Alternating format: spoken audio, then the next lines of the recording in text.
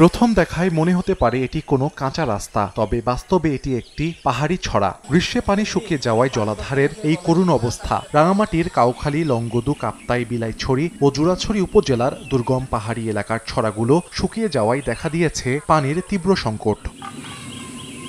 এ পরিস্থিতিতে ছড়ায় গর্ত খুঁড়ে বিশেষ পদ্ধতিতে জমানো হয় পানি। সেই স্বল্প পরিমাণ পানি দিয়েই মেটানো হয় পানীয় জলের চাহিদা, করা হয় গৃহস্থালী কাজ। বিকল্প পানির উৎস না থাকায় চরম ভোগান্তিতে স্থানীয়রা।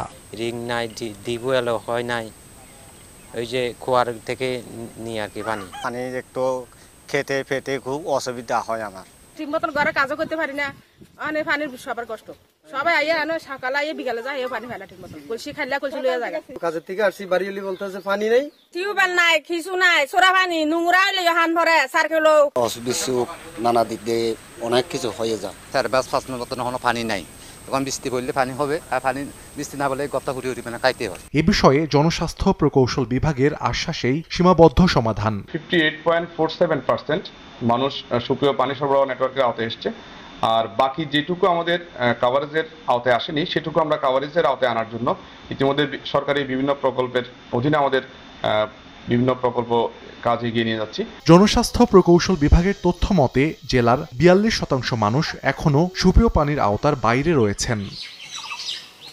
সময় সংবাদ, রাঙামাটি।